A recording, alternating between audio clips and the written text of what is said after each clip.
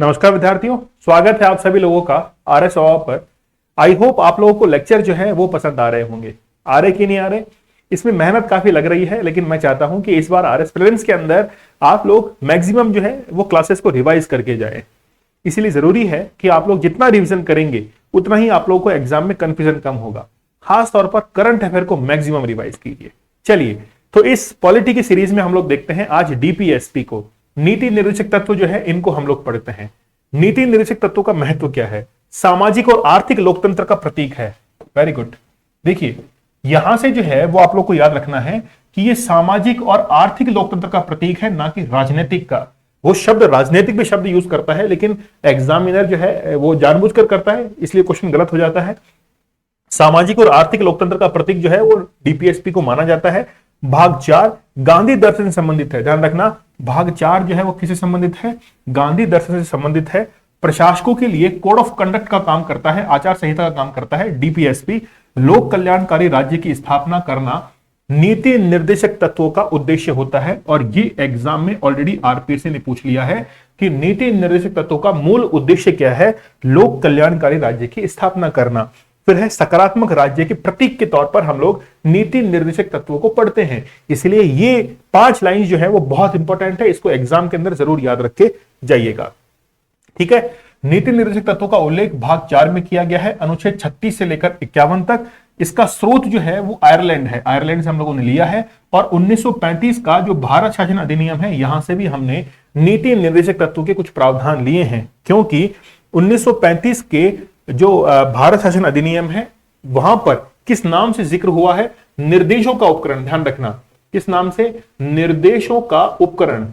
तो निर्देशों का उपकरण जो है वो लिखा गया था 1935 के अधिनियम में। फिर बाद में हमने नीति निर्देशक तत्व जो है इस नाम से संविधान के अंदर शामिल किया। नीति निर्देशक तत्व मतलब नीति को बनाने में निर्देशित करने वाले तत्वों को ही हम लोग नीति निर्देशक तत्व जो है वो कहते हैं। इसमें गांधीवादी, उदारवादी, समाजवादी विचारधाराओं से इसको प्रेरित है। मतलब 3 पार्ट में भी हम लोग डिवाइड करते हैं। ठीक है, ये इसका वर्गीकरण भी होता है। सबसे पहले अनुच्छेद 36 देखते हैं। राज्य शब्द को परिभाषित किया गया है। अनुच्छेद 12 भी हम लोगों ने देखा था। अनुच्छेद 12 के अंदर राज्य शब्द को परिभाषित किया गया है, ठीक उसी प्रकार अनुच्छेद 36 में भी राज्य शब्द को परिभाषित किया गया है। अनुच्छेद 37 कहता है वाद योग्य नहीं है। मतलब अगर किसी व्यक्ति को नीति निर्देशक तत्व प्राप्त नहीं होते हैं तो वो न्यायालय की शरण में नहीं जा सकता है, लेकिन राज्य नीतियां बनाते समय इनको जो है वो शामिल करते हैं। अनुच्छेद 38 कहता है सामाजिक, आर्थिक और राजनीतिक न्याय स्थापित हो। ये इंपॉर्टेंट है, ऑलरेडी एग्जाम में आ चुका है, आरपीएससी फर्स्ट ग्रेड में, असिस्टेंट प्रोफेसर में आ चुका है। 3 शब्द याद करने, सामाजिक, आर्थिक और राजनीतिक न्याय की बात है ना। 3 प्रकार के न्याय का जो है वो यहां पर उल्लेख किया गया है। ठीक है, देखिए अनुच्छेद 39 कहता है, इसमें अनुच्छेद 39 में 6 बातों का उल्लेख किया गया है। पहली बात यह है कि स्त्रियों और पुरुषों को आजीविका के समान साधन उपलब्ध होंगे, भौतिक संसाधनों का उचित प्रकार से वितरण किया जाएगा, आर्थिक संसाधनों का केंद्रीकरण नहीं किया जाएगा, समान कार्य के लिए समान वेतन दिया जाएगा, आयु के विपरीत कार्य नहीं दिया जाएगा, बच्चों को गरिमा युक्त वातावरण जो है वो उपलब्ध कराया जाएगा। बच्चों को गरिमा युक्त वातावरण जो है वो उपलब्ध करवाया जाएगा। फिर देखिए अनुच्छेद 39A कहता है कि 42वां संविधान संशोधन करते हुए 1976 में इसको जोड़ा गया। इसमें लिखा गया कि निशुल्क विधिक सहायता जो है, निशुल्क न्याय वो उपलब्ध करवाया जाएगा। याद रखना, बहुत इंपॉर्टेंट है ये।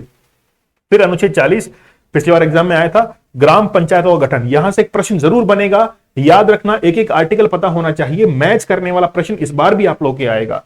अनुच्छेद 41 कहता है रोजगार, शिक्षा, लोक सहायता उपलब्ध कराना। क्या क्या? रोजगार, शिक्षा, लोक सहायता उपलब्ध कराना, यह अनुच्छेद 41 के अंदर लिखा हुआ है। अनुच्छेद 42 कहता है कार्य की मनोविचित दशाएं जो है और तथा प्रसूति सहायता। जैसे आप लोग कहते हैं कि 26 सप्ताह का अवकाश महिलाओं को दिया जाता है प्रसूति के समय, तो वो अनुच्छेद 42 के तहत ही दिया जाता है। फिर देखिए अनुच्छेद 43 कहता है जीवन निर्वाह योग्य वेतन व कुटीर उद्योग स्थापित करना। अनुच्छेद 43A कहता है कार्मिकों की भागीदारी सुनिश्चित करना। अनुच्छेद 43B कहता है सहकारी संस्थाओं की स्थापना करना।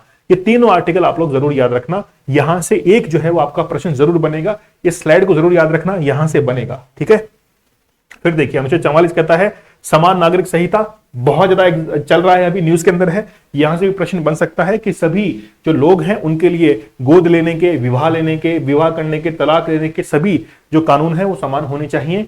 अनुच्छेद 45 ये कहता है कि 6 वर्ष से कम आयु के बच्चों को पूर्व प्रारंभिक शिक्षा जो है उसकी व्यवस्था की जानी चाहिए। अनुच्छेद 46 ये कहता है अनुसूचित जाति, जनजाति तथा दुर्बल वर्गों के लिए शिक्षा की व्यवस्था होनी चाहिए। यहां से हम लोग केवल आर्टिकल याद करेंगे तो ही हमारे लिए काफी होगा। अनुच्छेद 47 कहता है पोषाकार, पोषाहार, जीवन स्तर, स्वास्थ्य में सुधार जो है वो किया जाना चाहिए। अनुच्छेद 48 कहता है कृषि, पशुपालन में सुधार एवं उच्च तकनीक का इस्तेमाल होना चाहिए। अनुच्छेद 48 ए कहता है पर्यावरण, वन और वन्य जीवों की रक्षा करना तथा गोवध पर रोक लगाना। तो याद रखना गोवध पर जो रोक है वो किसमें है? अनुच्छेद 48 ए के अंदर है। आता है प्रश्न ये, अनुच्छेद 49 कहता है राष्ट्र महत्व के स्थानों, स्मारकों और विरासतों को संरक्षण देना। अनुच्छेद 50 कहता है कार्यपालिका व न्यायपालिका की शक्तियों का पृथक्करण। अनुच्छेद 51 भारत की विदेश नीति का जो है वो उल्लेख करता है। भारत की विदेश नीति का संवैधानिक आधार क्या है? अनुच्छेद 51 है। भारत की विदेश नीति का उल्लेख नीति निर्देशक तत्वों में किया गया है। ये तमाम बातें जो है वो आप लोग याद रखना, बहुत इंपॉर्टेंट है। तो हमने बहुत कम टाइम में, मुश्किल से 6 मिनट के अंदर डीपीएसपी जो है सारे अनुच्छेद देख लिए हैं। आप लोग इनको रिवाइज करना, मैक्सिमम एग्जाम में जाते वक्त आप लोग लिख लीजिए पेपर पर कि हमको आरएस बाबा के ये छोट जो क्लासेस हैं इनको देख के जाना है एग्जाम के अंदर, ताकि हमारा पूरा रिवीजन हो जाए। मैं पॉलिटी की पूरी सीरीज आप लोगों को कराऊंगा। पहले इंडियन पॉलिटी करेंगे, फिर राजस्थान पॉलिटी करेंगे। अगर वाकई में कंटेंट पसंद आ रहा है तो जरूर शेयर कीजिएगा, ठीक है, और सब्सक्राइब जरूर कर दीजिएगा। मिलते हैं आप लोगों से अगले सेशन में, तब तक के लिए धन्यवाद। थैंक यू, जय हिंद।